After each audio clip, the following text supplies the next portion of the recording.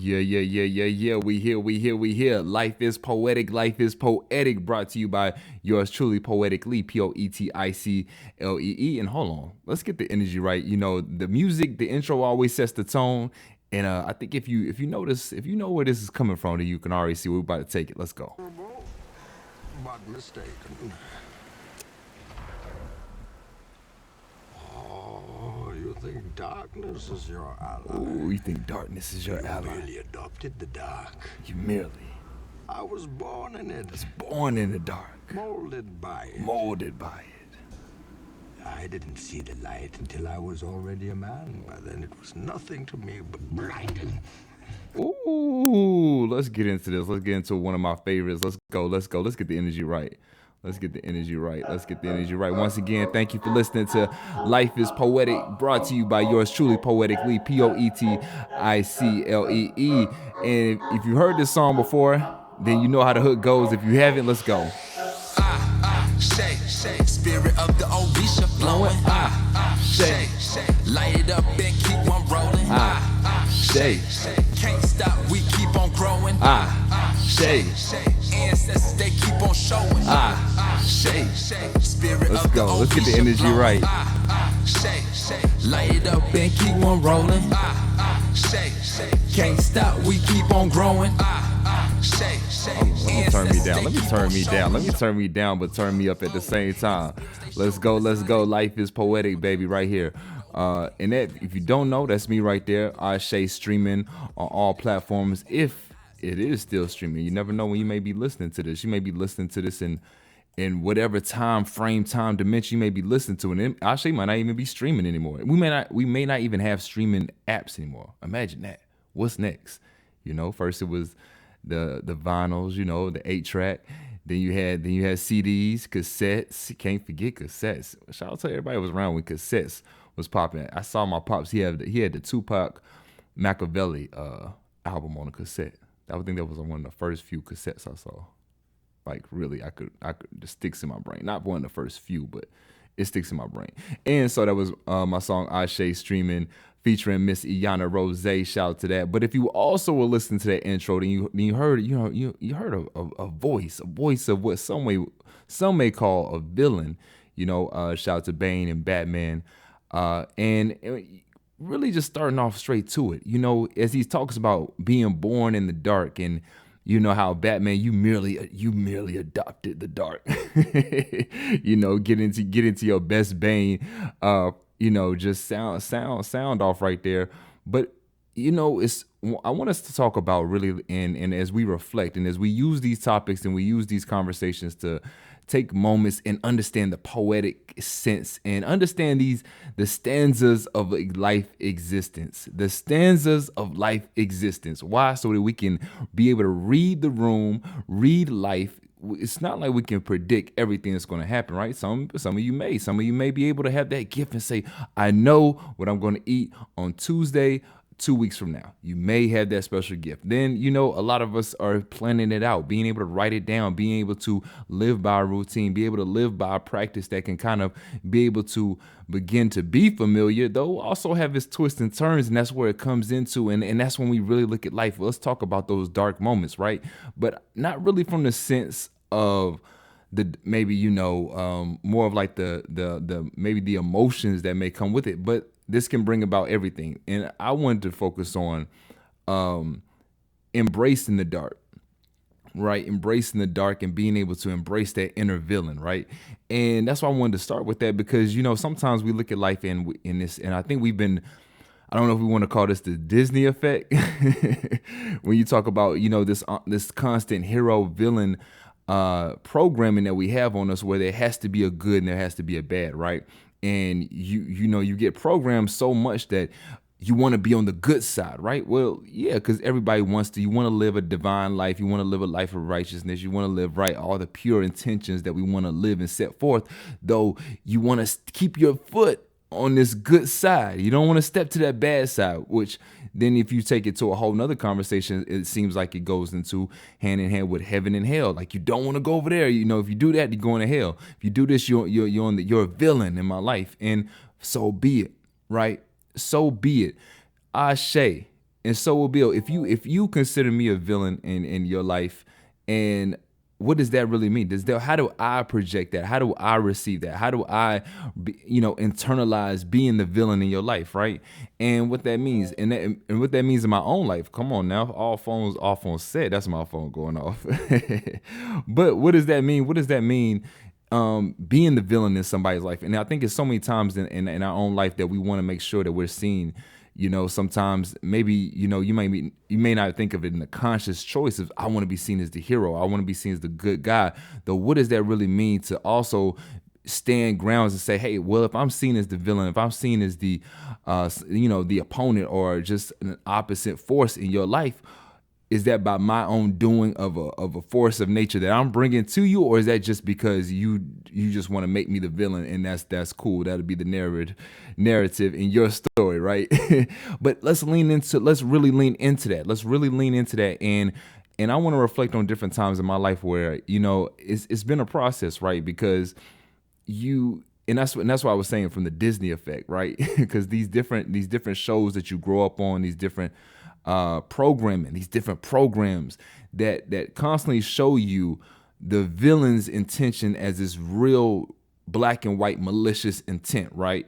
And that's how you see it, for what you see. Oh, the villain wants to burn down the town, right? Not forget about the backstory, forget about the nuances of that particular person, but this is what he wants to do. Okay, and it's always some sense of maybe life or death, because it has to be that dramatic for you to really understand that's the villain right there. Because if it was like, oh, okay, he wanted to do, he wanted to hijack this car and that was it, a lot of people were like, well, is he really the villain? Where do you have to take the car? Where do you have to go? Was he really getting back his car? So many different cases. But even look at that, right? There's so many different cases in life where we can actually make, some would say an excuse or reason, or just an understanding, being able to comprehend the nuances of what's going on. That's why life is poetic, because we have the choice to read into what's happening. Now, of course, there are trillions of books happening in our daily moments of life's existence. Trillion of books being written based on how we're living, based on how we're thinking, based on how we're talking, right? And in those given moments, anything can happen. And you have the choice to pick up on that book and see, okay, I want to dive deeper in that. Pick up on this book, right? It's like having these channels in our mind. And that's this kind of how I work it in my mind. It's like you have tabs up on your laptop. When you're on your internet browser, you have all these tabs up. Now, this tab you can go into, you can actually engage. This tab, you got it sitting there. You're keeping it up because it's something that you need to keep it up for, so that you don't forget it. Instead of bookmarking it, you're just keeping it up just so, okay, if I know I need to go back to this maybe like 2 hours from now, that 2 hours comes and still don't go to it. I get back to it a day from now, and it keeps lingering. We have thoughts like that.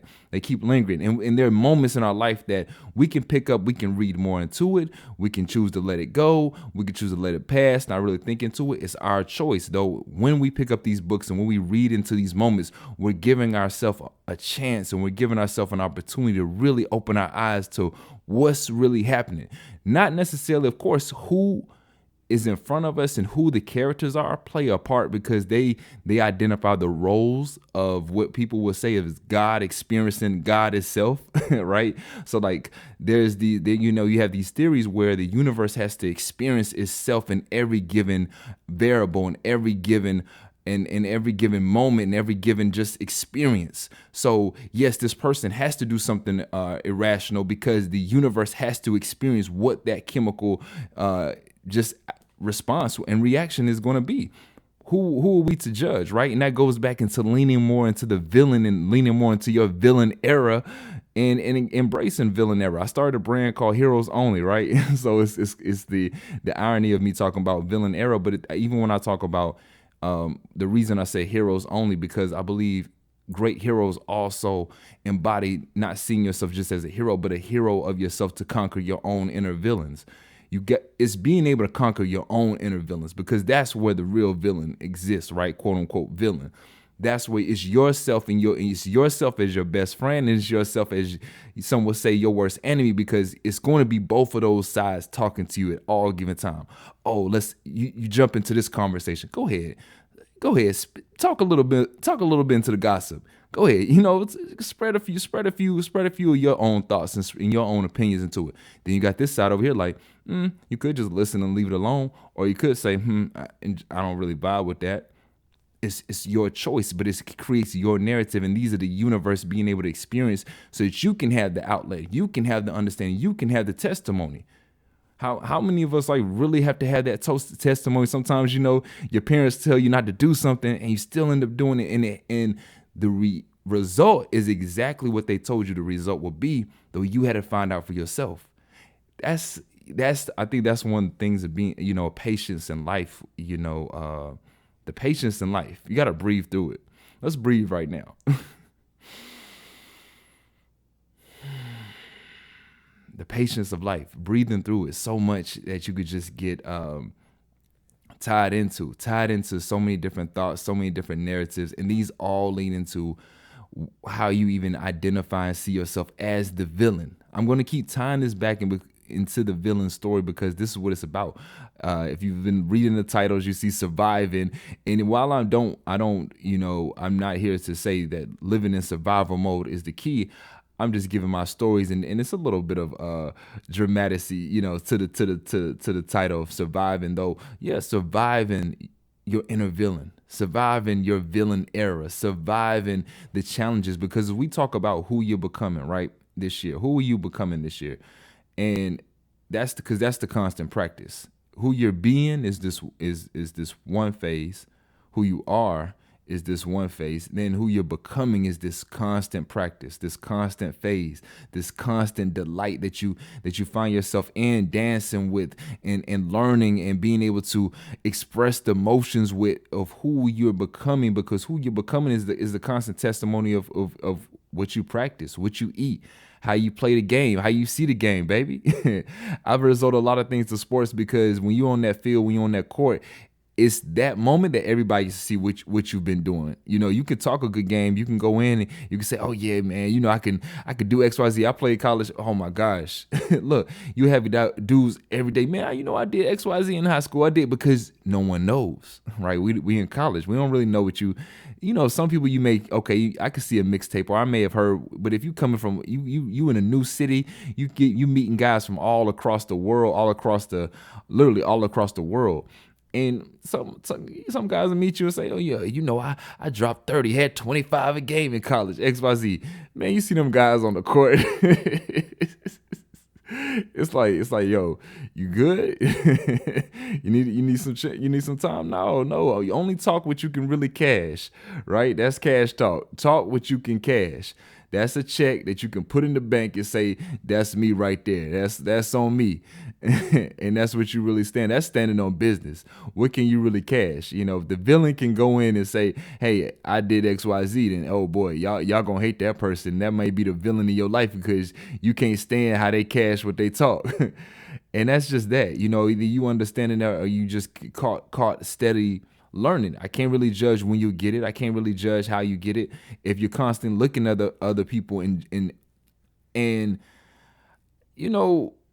being the villain is cool. Like, if you want to see me as an opposite force by nature, right? So let's go by nature. If you want to see the tree fall because it was time for it to fall, and now you're upset at the tree, then okay, then best of luck on that, But now, if you want to look at the tree fall because the person cut it and didn't see you, and now it falls, and you're not choosing to still have that, look at that person, say, hey, yo, you were cutting that tree and it fell on my car, or lightning hit it and it fell on my car. Choosing to see who your villain is without choosing to see just the reality of life and how things will happen is like a course. It's no even real destination where you can say somebody goes with that. You can't say, oh, you'll be bitter forever, or you can't say, oh, you're going to be just an unhappy person, because a lot of people that love to blame and find a villain in their life are very happy. So you can't find yourself in that. You just have to just realize that, okay, people that constantly want to see who the villain is in their life, and without embracing their own inner villain, right? Because let's call it for what we see. there are always going to be people in our life that we may look as oppositions, or we may look at it and say, they're defining more of who I am while showing me more who they are. And that's the thing too, because we talk about challenges and who we're becoming, challenges in our journey. And remember, quote unquote, challenges are only moments that are defining more of us. I look at these challenges now, you're only defining more of who I am. When you're running a business and you feel overwhelmed with calls, oh my gosh, okay, I don't want to answer the phone. I'm only defining more of who I am, and defining more of my fear, and defining more of my anxiety, and defining more of the reality that this is beyond me, until I actually pick up the phone and I can tell a customer, I can tell a client, hey, I really appreciate you, and bear with me because we are overwhelmed right now and I am trying my best. Once you can even let the moment know that, hey, I am aware of you and I am watching you and I see you, and I am not afraid of letting you know that I am working to overcome this. I may not have you at your neck right now, but I'm working. I'm learning more of how to overcome this. The moment starts to go downhill, then it starts to ease its way on, because it's only tight when you're tight to it. Like, this thing that's around us is breathing, it's living, it's sensing everything to us. When I talk about this thing, you're gonna hear me talk about that too. This thing, because you can't really put a name to it. Some people, you can call it whatever you want to call it, right? Though life is constantly feeling you, it's constantly breathing you, it's constantly smelling you, it's eating you, it's devouring you, absorbing every bit of you to understand who you are, your shadow, your light, what you like, what you don't like. And it's being able to spit that at you to define more of who you are, so you can see who you are more and more instead of running from it. And that's the thing too. So now when we talk about embracing our villain, are you actually embracing that inner part of you? Am I embracing that inner part of me that I don't really want to touch yet? It manifests in this person. So now I have a valid reason to see this person as my opposite. Though, what does that really reflect inside of me? And those are days that I sit, and those are days that life becomes poetic, and it becomes the poetry that I write, and it begins to give me more insight, and begins to educate me on more of going deeper and feeling more of this moment, right? Of this interaction that I'm having with this so-called villain. Who are you? What do you represent? What are you doing here? Who sent you, right? Who sent you? Are we really talking to our inner self, going into that tunnel, into ourself, where our child can see our adult version and say, okay, what else down there did we not fully pull out and address? That's a whole nother phase. That's a whole nother conversation, right? This is just part one of it, of surviving your villain era, because that's what it's about. It's about leaning into it. It's about, understanding that here, I have gratitude. I'm not here to be harm or malicious. Now, if those are your real intentions, then you lean into that, and then you understand the consequences that come into that, right? It's not about a right or wrong, but understand what's going to come with that, along with you carrying that energy too. So if you're leaning into, it's effort season, it's fuck it. We here. It's everybody, middle fingers to everybody. I don't care. Okay, understand the energy. Even when things are going which you may seem right in your way, just be careful and be mindful, right? Not even careful, just be mindful of when life comes with that hook, that upper hook that you didn't see coming, right? And then it could be 10 years from now, it could be a day from now, it could be 20 years from now. You never know, right? Just take account of your life and take accountability of your life of these moments. And when you're leaning into that villain era, understand the duality of life that happens. So yeah, we can lean more into it, and we can embrace more by standing on our terms and standing on our boundaries and standing on the image that, hey, we may not be liked. That's the main key that we really look at. Okay, I may not be liked in your story. That's okay. I'm going to embrace being that, because I don't have to be the hero and have to save you. I have to be the hero of myself and make sure that I'm protecting and staying true to myself. That's being the hero to self, while you may be seen as the villain to others. That's the hero's journey. And we'll get more into that as we talk about the hero's journey and surviving your hero's journey, right? But this is Surviving Your Villain Era, brought to you by yours truly, Poetically, Poeticlee. And this is just part one. There's so much to get into it, so much. But I want to give you these small bits and small little nuggets right here. Poetic nuggets. That sounds like a good meal at the Poetic Cafe. Can I get a large number 7 of poetic nuggets? So yours truly right here on Life is Poetic. Life is Poetic, because remember, the question is always living as the answer. Till next time, much love.